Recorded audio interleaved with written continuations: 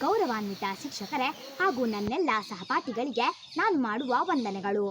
ಇಂದು ನಾನು ಮಹಾತ್ಮ ಗಾಂಧೀಜಿಯವರ ಕುರಿತು ಒಂದೆರಡು ಮಾತನಾಡಲು ಇಚ್ಛಿಸುತ್ತೇನೆ. ಮಹಾತ್ಮ ಗಾಂಧೀಜಿಯವರ ಪೂರ್ಣ ಹೆಸರು ಮೋಹನ್ ದಾಸ್ ಕರಮ್ಚಂದ್ ಗಾಂಧಿ ಹಾಗೂ ಜನರು ಅವರನ್ನು ಪ್ರೀತಿಯಿಂದ ಬಾಪೂಜಿ ಎಂದು ಕರೆಯುತ್ತಿದ್ದರು. ಬಾಪೂಜಿ 1869 ಅಕ್ಟೋಬರ್ 2ರಂದು ಗುಜರಾತ್ ರಾಜ್ಯದ ಪೋರ್ಬಂದರ್ನಲ್ಲಿ ಜನಿಸಿದರು.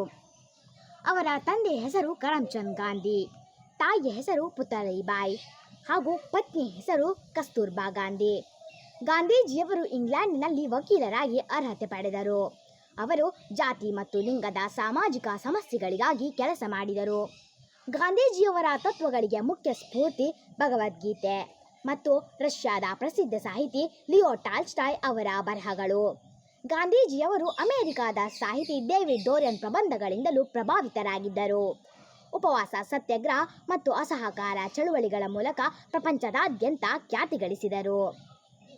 ಹಲವಾರು ಬಾರಿ ಬ್ರಿಟಿಷ್ ಸರ್ಕಾರ ಇವರನ್ನು ಬಂಧನದಲ್ಲಿರಿಸಿತು. ಗಾಂಧೀಜಿಯವರು ಯಶಸ್ವಿ ಸತ್ಯಾಗ್ರಹಗಳಲ್ಲಿ ಇನ್ನೊಂದೆಂದರೆ ಸ್ವದೇಶಿ ಚಳುವಳಿ. ಪರದೇಶಗಳಲ್ಲಿ ಉತ್ಪಾದಿಸಲಾದ ವಸ್ತುಗಳು, ಅದರಲ್ಲಿ ಮುಖ್ಯವಾಗಿ ಬ್ರಿಟಿಷ್ ವಸ್ತುಗಳನ್ನು ಬಿಟ್ಟು ಭಾರತದಿಂದ ಉತ್ಪಾದಿಸಲಾದ ವಸ್ತುಗಳನ್ನು ಮಾತ್ರ ಬಳಸುವಂತೆ ಕೇಳಿಕೊಂಡರು. ಮಾರ್ಚ್ 12, 1930ರಂದು ಗಾಂಧೀಜಿಯವರು ಉಪ್ಪಿನ ಉತ್ಪಾದನೆಗಾಗಿ ಬ್ರಿಟಿಷ್ ಸರ್ಕಾರಕ್ಕೆ ಕರೆ ಕೊಡುವ ಬದಲು ಜನರು ತಾವಾಗಿಯೇ ಉಪ್ಪನ್ನು ಉತ್ಪಾದಿಸಲಕ್ಕಾಗಿ ಗಾಂಧೀಜಿ ಸಹಸ್ರಾರು ಜನರೊಡನೆ ಸಮುದ್ರ ತೀರಕ್ಕೆ ನಡೆದು ಉಪ್ಪನ್ನು ಉತ್ಪಾದಿಸಿದರು. ಮೇ 8, 1933ರಂದು ಆರಂಭಗೊಂಡು 21 ದಿನಗಳ ಕಾಲ ಬ್ರಿಟಿಷ್ ಆಡಳಿತವನ್ನು ವಿರೋಧಿಸಿ ಉಪವಾಸ ಸತ್ಯಾಗ್ರಹಗಳನ್ನು ನಡೆಸಿದರು. 1924ರಲ್ಲಿ ಬೆಳಗಾವಿಯಲ್ಲಿ ನಡೆದ ಅಖಿಲ ಭಾರತ ಕಾಂಗ್ರೆಸ್ ಅಧಿವೇಶನದ ಅಧ್ಯಕ್ಷರಾಗಿದ್ದರು. ಭಾರತವನ್ನು ಬಿಟ್ಟು ತೊಲಗಿ ಚಳವಳಿ 1942ರಲ್ಲಿ ಆರಂಭವಾಯಿತು ಮತ್ತು ಕ್ವಿಟ್ ಇಂಡಿಯಾ ಎಂಬ ಮತ್ತೊಂದು ಆಂದೋಲನವನ್ನು ಪ್ರಾರಂಭಿಸಿದ್ದು 1942ರಲ್ಲಿ. ಈ ಕಾರಣದಿಂದಾಗಿ ಬ್ರಿಟಿಷರು ಭಾರತವನ್ನು ಬಿಟ್ಟು ತೊಲಗಿದರು.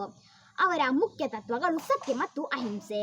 1948 ಜನವರಿ 30ರಂದು ಪ್ರಾರ್ಥನಾ ಸಭೆಗೆ ನಡೆದು ಹೋಗುತ್ತಿದ್ದ ಹಿಂದೂ ಮುಸ್ಲಿಂ ಭಾವೈಕ್ಯತೆಯ ಹರಿಕಾರ ಗಾಂಧೀಜಿಯವರನ್ನು ನಾಥೂರಾಮ್ ಗೋಡ್ಸೆ ಹತ್ಯೆ ಮಾಡಿದರು. ಇಷ್ಟು ಹೇಳಿ ನನ್ನ ಚಿಕ್ಕ ಭಾಷಣವನ್ನು ಮುಗಿಸುತ್ತಾ ಇದ್ದೇನೆ.